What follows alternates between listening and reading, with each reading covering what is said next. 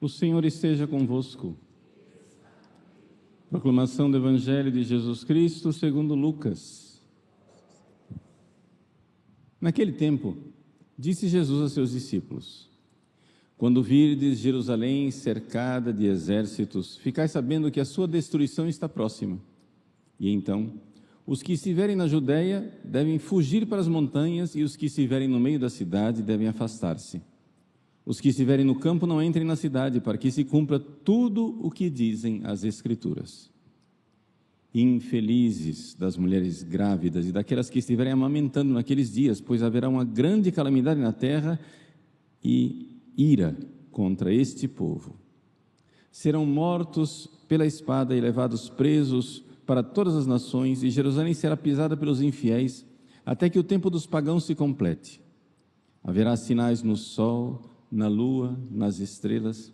Na terra as nações ficarão angustiadas com o pavor do barulho do mar e das ondas. Os homens vão desmaiar de medo, só em pensar no que vai acontecer ao mundo, porque as forças do céu serão abaladas. E então, eles verão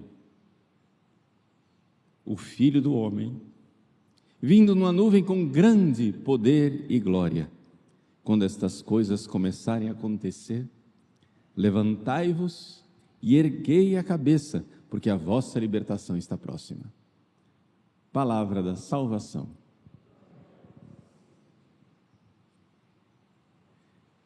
Meus queridos irmãos e irmãs, com grande fé, nós ouvimos os evangelhos desta última semana do ano litúrgico, antes de começar o advento que virá, no próximo domingo.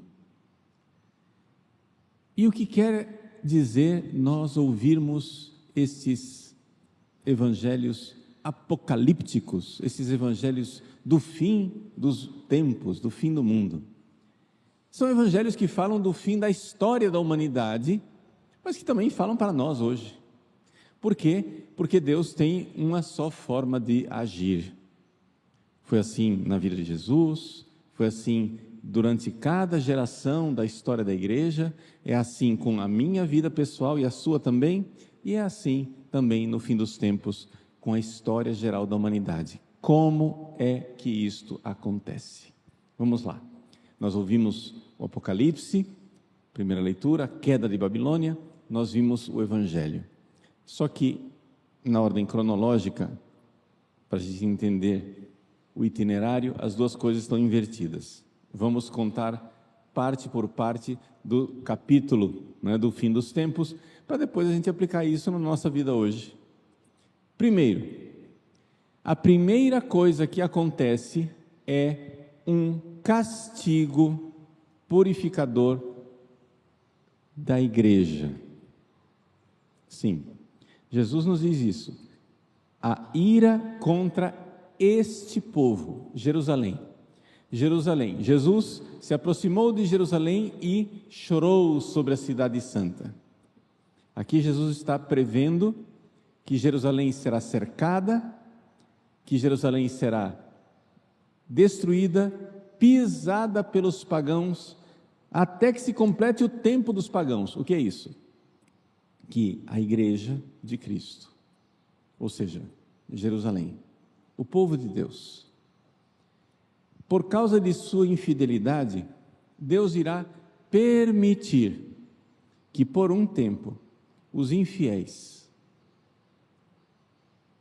se vinguem da igreja e de alguma forma prejudiquem a igreja, persigam a igreja.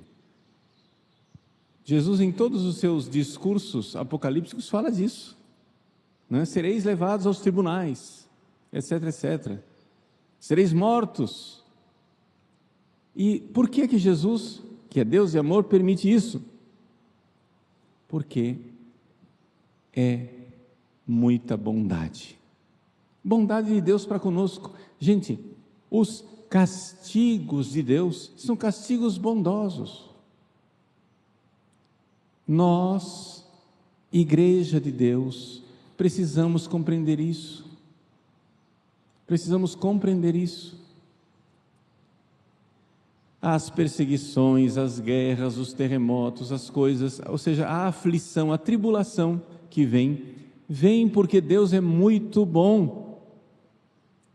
E por que Ele é bom? Padre, o senhor é louco? O Padre Paulo é louco, ele acha que está com miolo mole. Não estou com miolo mole. Gente, diante de Deus que vem como juiz, não é bom que Ele, na sua misericórdia, dê um tempo para a gente pensar e se converter? A grande tribulação é isso. A grande tribulação é para que as pessoas que têm fé, mas que estão com a fé fraca, vejam Jesus na fé. O que é ver Jesus na fé? Deus nos fala através de duas grandes coisas. Os dois grandes instrumentos que Deus usa para nos converter é o Espírito Santo e a desgraça. São as duas coisas mais eficazes que tem. As duas coisas mais eficazes para a conversão das pessoas é o Espírito Santo e a desgraça. O Espírito Santo, que ilumina nosso coração.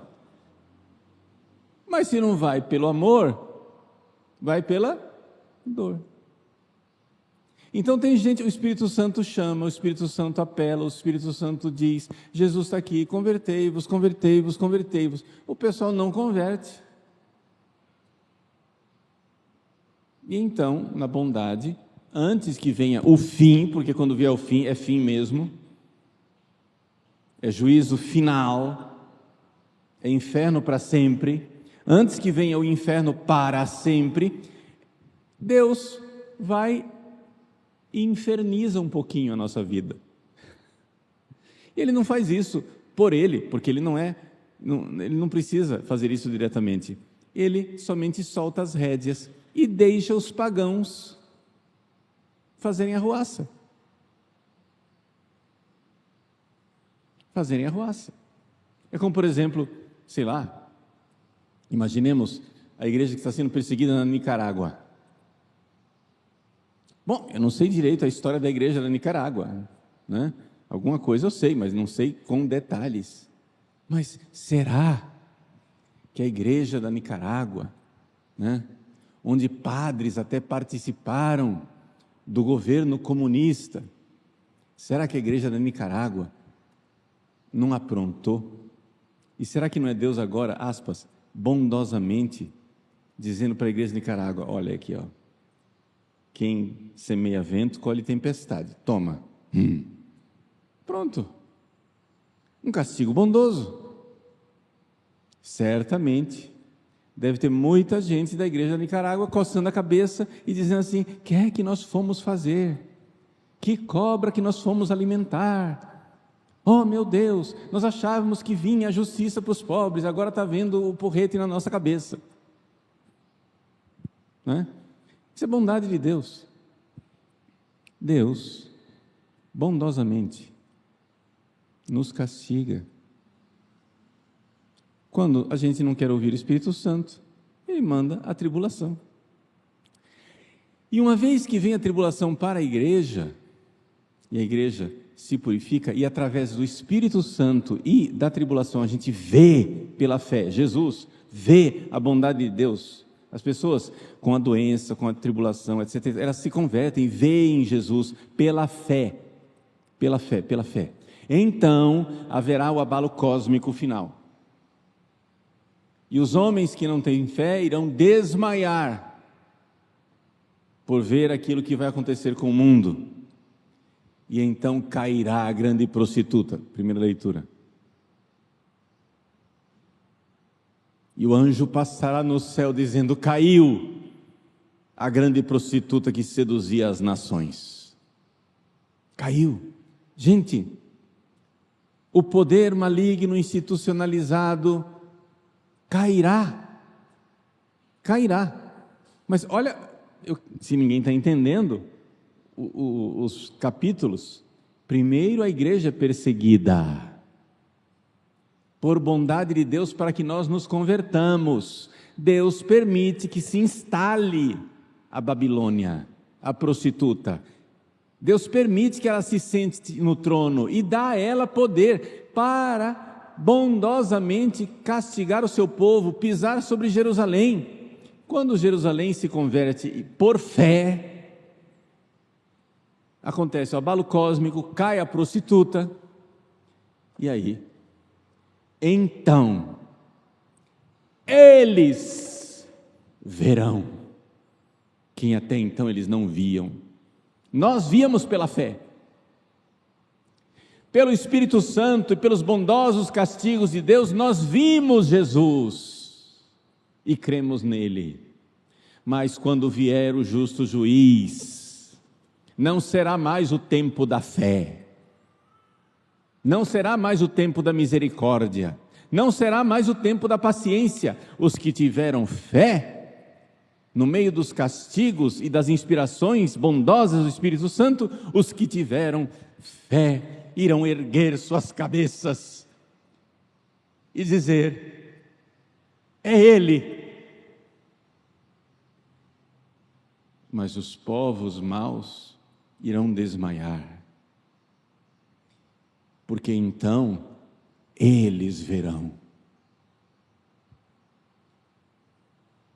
Não vai mais, no fim, não vai precisar mais ter fé. Então, eles verão. Eles verão o justo juiz. Os maus juízes que julgaram Jesus e o colocaram na cruz, verão. Uma das coisas mais maravilhosas que tem no Brasil é que nos nossos tribunais de justiça, desde o tribunal mais humilde até a Suprema Corte do país, tem na parede um crucifixo. O que é que aquele crucifixo lembra aos nossos juízes? Que juízes condenaram aquele inocente. E não ficará sem vingança. Não ficará sem vingança. O juiz que condena os inocentes e não se convertem, receberão a vingança, então se verá, eles verão o juiz, o justo juiz. Então eles verão o que nós hoje vemos no Espírito Santo e no padecimento pela fé. Eles verão face a face, não Deus face a face, mas verão o homem Jesus. É por isso que é necessário que nós creiamos na parousia, ou seja, na segunda vinda de Cristo. Cristo, homem. Homem. Por quê? Porque os maus nunca verão a Trindade face a face. Os maus nunca verão o Pai, o Filho e o Espírito Santo face a face. Porque isso seria o céu se eles vissem. Não, eles verão vindo com poder e grande glória, não é? Poder e grande glória, o Filho do Homem. Grande glória quer dizer com grande esplendor. Aquela luz que até os cegos enxergarão.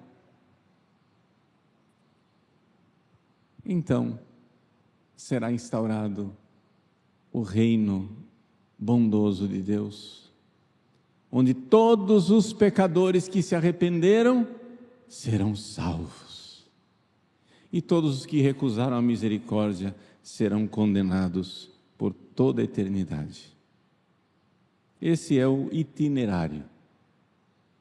Por enquanto, aguenta firme, aguenta no lombo, porque o que vem primeiro sempre, e já está vindo há 2000 anos, é a tribulação da igreja, onde Deus, por pura bondade, nos faz ver Jesus pela fé, usando dois instrumentos. Como que a gente vê Jesus pela fé? São dois instrumentos, o Espírito Santo e o castigo, a tribulação, a desgraça, a miséria.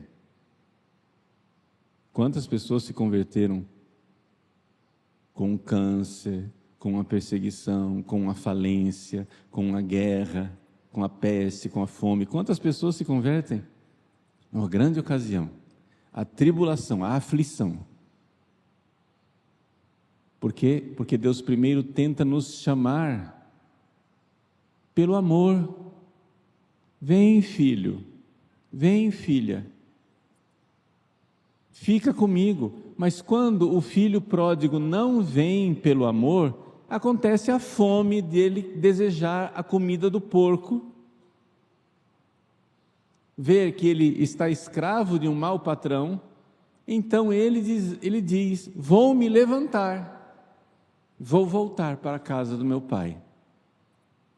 Pessoal que diz aí, Deus não castiga.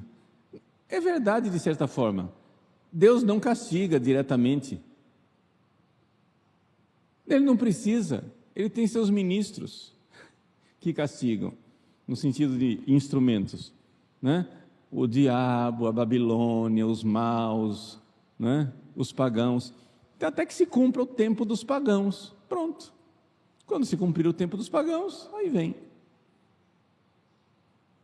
Então, meus queridos, o pessoal fica agitado, preocupado, desesperado com aquilo que é um projeto tão bondoso de Deus. O Evangelho de hoje nos diz: erguei vossas cabeças, erguei vossas cabeças, a vossa libertação está próxima.